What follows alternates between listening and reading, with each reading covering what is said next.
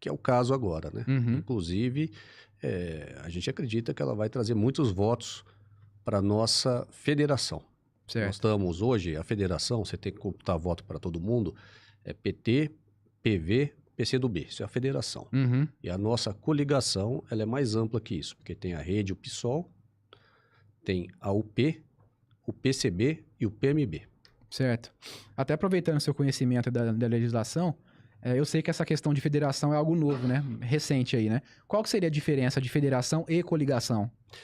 A federação, ela, para fins eleitorais, ela conta como se fosse um partido só, por exemplo. Tem lá os candidatos do PT, do PV, do PCdoB. Digamos que faça 3, 4 cadeiras, esse bloco de partidos, né? Atinja o número de votos suficiente para ver 3 ou 4 cadeiras. No voto de legenda, como falam Não, comumente. Né? e os candidatos também, né? Uhum. Então é indiferente se é do PT, do PV, do PCdoB, vai lá seguir na ordem dos mais votados. Funciona como se fosse um partido só, Uhum. entendeu? Para fins proporcionais, Certo. como se fosse um partido. PT, PV, PCdoB, para essa finalidade é a mesma coisa. Uhum. Agora, a coligação não. Por exemplo, os vereadores, candidatos a vereadores do PSOL e Rede, já é uma conta à parte, entendeu? Eles têm Entendi. que atingir o quociente de forma separada e assim por diante. Então, a federação, para fins eleitorais, é como se fosse um partido só, para simplificar. Entendi. Bem explicado. Então, Quer fazer uma pergunta? nesse caso, um exemplo, tem 5 partidos ali na federação. Não, nossa federação são 3 partidos. Não, Três. só um exemplo, né? Se tiver 5 partidos lá, mas as cadeiras que foram, que eles fizeram, ganharam, foi só de um partido, é só desse partido que... É só os for mais votados. Só os mais votados. Então, por exemplo, se os 3 mais votados forem do PT, vai os 3 do PT. Isso. E se for de outros partidos, vai de outros partidos. Vai de outros partidos. Mas se der a sorte de for um de cada partido, vai um de cada partido. Aí vai um de cada partido. Entendi. É interessante, eu não sabia. Eu também não dessa sabia, não. diferença. Essa diferença é recente, essa questão da federação, né? É recente e traz muitos desafios, mas é uma questão interessante, porque você tem muitos partidos no Brasil. Sim. E você não tem...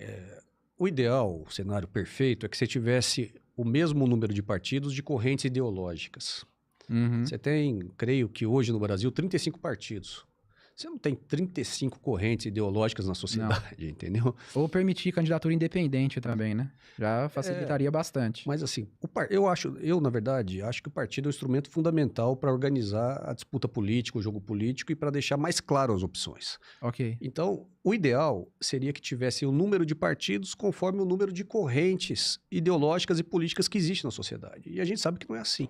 Uhum. Então, a federação ajuda pelo menos a agrupar um pouco. Sim. Apesar que o efeito dela concreto também, para não dizer que não falei das flores, foi pequeno, porque tem poucas federações Uhum. que surgiram, entendeu? E com muitas tensões, viu? Não é um arranjo fácil, por ser um arranjo novo. Mas eu acho que é um experimento válido, que deve ser aprimorado, mas que deve ser aprofundado, porque nós temos que caminhar para uma redução de partidos. Sim, sem dúvida. Senão confunde a população. Uhum. Né? A população tem que saber, olha, esse partido defende esse programa, aquele defende aquele outro. Isso é bom. Sim. Sabe para o presidente, sabe eventualmente para o prefeito, para o governador, mas para os majoritários, para os proporcionais, não sabe. Uhum. Confunde. Principalmente eleição local, né? No caso aqui da cidade e tal. Mas se você É mais difícil ainda. Mas se você pegar as pesquisas, nem se fizer, porque já existe, perguntar para a pessoa em quem que ela votou para deputado na última eleição, a maioria não lembra. Sim, verdade. E a pessoa pode votar, digamos, num presidente de esquerda e num deputado de direita, entendeu? Sim. Porque tem proximidade com isso ou com aquilo. Então, assim, é um sistema difícil de ser compreendido pelo eleitor. Uhum. Então, nós temos que deixar o sistema mais claro, com menos Sim. partidos, né? E partidos que correspondam a correntes político-ideológicas. Esse é o cenário, digamos, perfeito, o cenário ideal. Nós Mas estamos aí muito não- longe disso. Verdade. Nesse caso, não iria concentrar o poder político na mão dos maiores players, assim, vamos dizer? Foi por isso que eu mencionei da candidatura independente, né? Porque também a gente sabe que quem define as chapas são os partidos, né? Então, havendo a possibilidade de candidatura independente, pode abrir essa margem aí, né? Tipo assim, se você não conseguir um partido, pelo menos eu me viro sozinho, entendeu? Então, A mas pessoa não fica fora da disputa, né? Nos Estados Unidos existe candidatura independente. Mas não vira nada também, né? Então, sabe, isso que eu ia falar. Nossa, é sempre bom a gente partir de precedentes para poder Digamos, as condições norte-americanas são diferentes das nossas, Sem dúvida. mas a gente pode estudar lá os efeitos desse tipo de candidatura. Uhum. É simplesmente um elemento decorativo do jogo político, Uhum. entendeu? Nunca teve e sequer passou perto de uma candidatura independente que tivesse alguma relevância, né? Ela vira uma espécie de curiosidade. Folclórico, né? Ou como hoje se fala, um meme, Uhum. entendeu? Então, assim, eu creio que não seja por aí, porque isso não oxigena nem democratiza, na minha avaliação, Certo. né? O que nós temos que fazer, na minha avaliação novamente, para até ter um jogo político mais claro para a população, é reduzir o número de partidos e fortalecer os partidos. Porque, por exemplo, se a gente tiver voto em lista, né? O partido decide lá, apresenta para o eleitorado e aí o eleitor vota no partido e não na pessoa.